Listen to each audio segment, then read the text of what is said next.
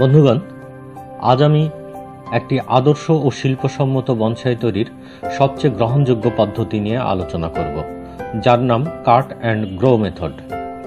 এটি নতুন কোনো পদ্ধতি নয়।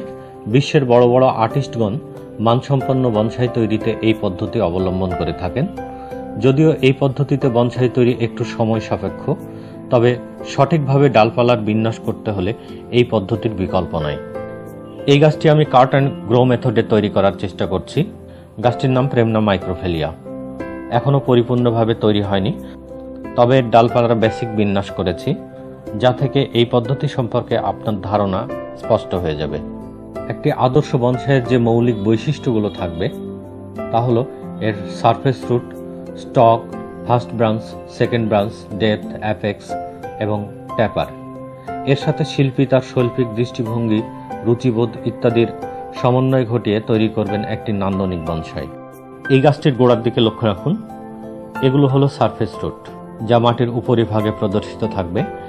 একটি গাছকে বয়স্ক দেখানোর জন্য সারফেস রুট অত্যন্ত গুরুত্বপূর্ণ। গোড়া থেকে ফার্স্ট ব্রাঞ্চের এই দূরত্ব, এটাকে বলা হয় স্টক। একটি গাছ ছোট হবে না বড় হবে তা এই স্টকের দূরত্বের উপর নির্ভর করে। অর্থাৎ স্টকের দূরত্ব যদি বেশি হয় তাহলে গাছটির হাইট এবং বিস্তার সব দিকে বেড়ে যায়। এটি ফার্স্ট ব্রাঞ্চ। ফার্স্ট ব্রাঞ্চের বিপরীত পাশে নির্দিষ্ট দূরত্ব বজায় রেখে এটি সেকেন্ড ব্রাঞ্চ। আবার নির্দিষ্ট দূরত্ব বজায় রেখে পেছনে রয়েছে ব্যাক ব্রাঞ্চ বা ডেপথ। ডেপথ অনেকে সামনে নিতে পছন্দ করেন। এরপর এটি ফোর্থ ব্রাঞ্চ, এরপর ফিফথ ব্রাঞ্চ। যদিও এই ব্রাঞ্চটি অনেক দুর্বল রয়েছে, এটাকে ডেভেলপ করলে অনেক সুন্দর দেখাবে। এবং সবশেষে অ্যাপেক্স তৈরি হয়েছে। এছাড়া দেখুন, গোড়া থেকে যত উপরের দিকে উঠে গেছে এর কাণ্ডটা আস্তে আস্তে শুরু হয়ে গেছে। এই প্রক্রিয়াটিকে বলা হয় ট্যাপার। আমার আদর্শ বনসাইয়ের গঠনশৈলী নামে একটি ভিডিও আছে, সেখানে এই বিষয়গুলো নিয়ে বিস্তারিত আলোচনা করা হয়েছে। উপরের লিঙ্কে ক্লিক করে সেটি দেখতে পারেন। এভাবে ডালপালার সন্নিবেশন কেবলমাত্র কাট অ্যান্ড গ্রো মেথড এবং তার সাথে ওয়ারিং এর মাধ্যমে করা সম্ভব। তাহলে চলুন বাস্তবে দেখা যাক cut and grow method apply করে কিভাবে এই গাছটি তৈরি করা হচ্ছে। এটি 2 বছর আগের অবস্থা। অপ্রয়োজনীয় ডালপালাগুলো কেটে বাদ দেব। 5 মাস আগে আমি প্রথম এখানে কেটেছিলাম। এখান থেকে বেশ কিছু ডালপালা তৈরি হলে আমি এই ডালটি ফার্স্ট ব্রাঞ্চ হিসাবে নিয়েছিলাম এবং এটিকে প্রধান কাণ্ড হিসেবে উপরের দিকে নিয়েছিলাম। এরপর এখানে কাটলে এই একইভাবে ডালপালা তৈরি হয়। তারপর এটিকে সেকেন্ড ব্রাঞ্চ এবং এটিকে প্রধান কাণ্ড হিসেবে আবার উপরের দিকে তুলে নিয়েছিলাম। এই কাজগুলোরও ভিডিও ছিল, কিন্তু ডিলিট হয়ে যাওয়ায় আমি সরাসরি দেখাতে পারলাম না। এখন থেকে কাজগুলো সরাসরি আপনারা দেখতে পাবেন।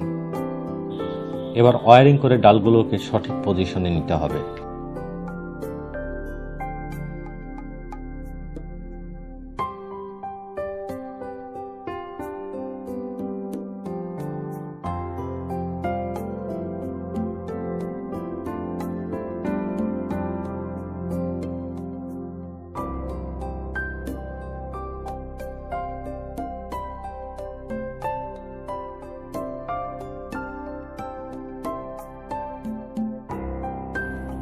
এখানে ছোট্ট একটি কুশি বেরিয়েছে এবং এখানে যদি কেটে দিই তাহলে এই কুশিটাকে প্রধান কাণ্ড হিসেবে নেওয়া যাবে এবং এখানে সুন্দর একটি বাঁক তৈরি হবে, তাই কেটেই ফেলব। এবং দেখুন, এটাকে ব্যাক ব্রাঞ্চ বা ডেপথ তৈরি করলে খুব সুন্দর হবে।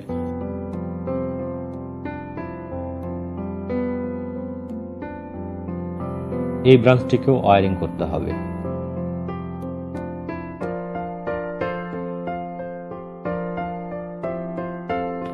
মূল গাছটির মতো ব্রাঞ্চগুলোও যদি এইভাবে কেটে কেটে বৃদ্ধি করা যায় তাহলে ডালগুলোর মধ্যেও চমৎকার আঁকা বাঁকা মুভমেন্ট তৈরি হয় এবং ন্যাচারাল মনে হয়। ওটার 3 মাস পর দেখুন কুশিগুলো বেশ ফুটে উঠেছে।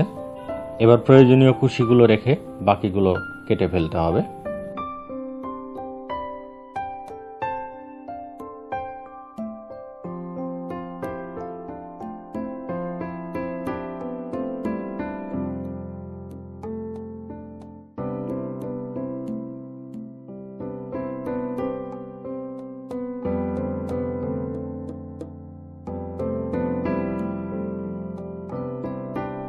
দেখুন সেই ব্যাক ব্রাঞ্চটা বেশ বড় হয়েছে। এবার এখানে দেখুন এই ব্রাঞ্চ তৈরি হয়েছে, এটি হবে 4th ব্রাঞ্চ। আরো 2 মাস পর দেখুন ডালগুলো ওয়ারিং এর উপযুক্ত হয়ে গেছে। এবার এটাকে ওয়ারিং করে উপর দিকে তুলে নিতে হবে,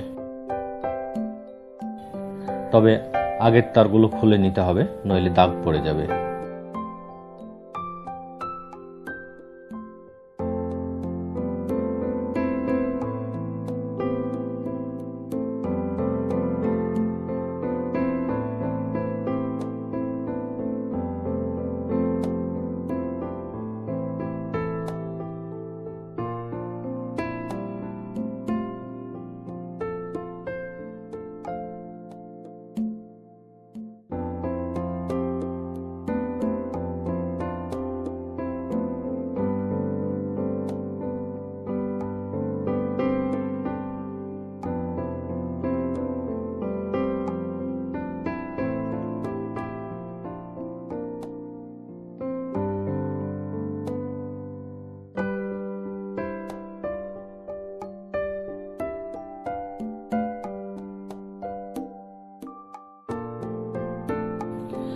আরো 2 মাস পরের অবস্থা এটি। হাইটটা প্রায় চাহিদা মতো হয়ে গেছে, তাই মাথাটা কেটে দিলাম। এক্ষেত্রে মনে রাখতে হবে, আপনি হাইট যতটা করতে চান তার চেয়ে 2-3 ইঞ্চি নিচে করতে হবে, কারণ এখান থেকে আরো ডালপালা তৈরি হবে এবং সেগুলো মিলে অ্যাপেক্স তৈরি হবে। এছাড়া এই পটে বেশ সময় ধরে আছে, তাই মাটিটা পরিবর্তন করে পটটা পরিবর্তন করে দিব।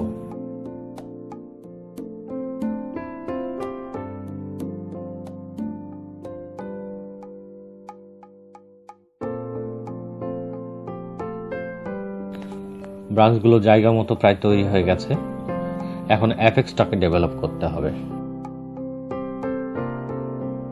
এবার প্রায় 1 বছর পর ফিরে এলাম। ডালপালাগুলো ইচ্ছে মতো বেড়ে গেছে এবং অনেক ফুল ফুটেছে। প্রেমনার ফুল ফুটলে খুব চমৎকার দেখায়, সাদা সাদা ফুল। যা হোক, আগে একটু সাইজ করে নিই।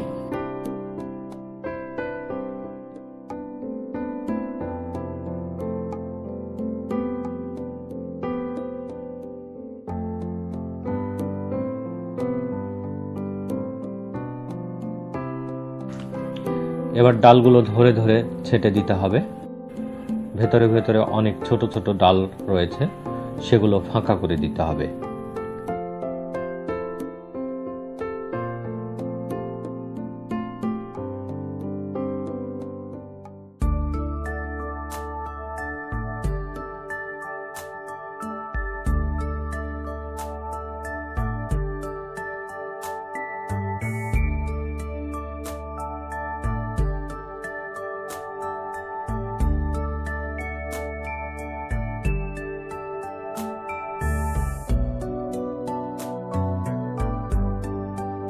এই ডাল এবং এই ডাল ওয়ারিং করে উপরের দিকে তুলে নিতে হবে।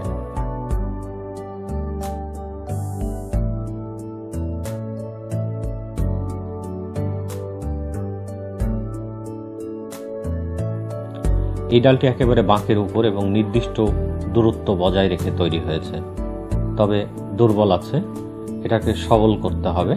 মনে রাখবেন, কোনো ডাল যদি দুর্বল থাকে তাহলে সেই ডালটি বাদ দিয়ে বাকিগুলো কয়েকবার যদি প্রুনিং করে দেওয়া হয়, তাহলে দুর্বল ডালটি একসময় আস্তে আস্তে সবল হয়ে যাবে।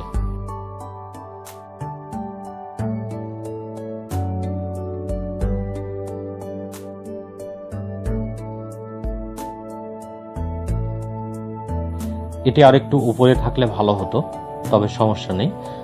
দেখুন কিভাবে ওয়ারিং করে উপরের দিকে তুলে এটাকে ব্যালেন্স করে দিচ্ছি।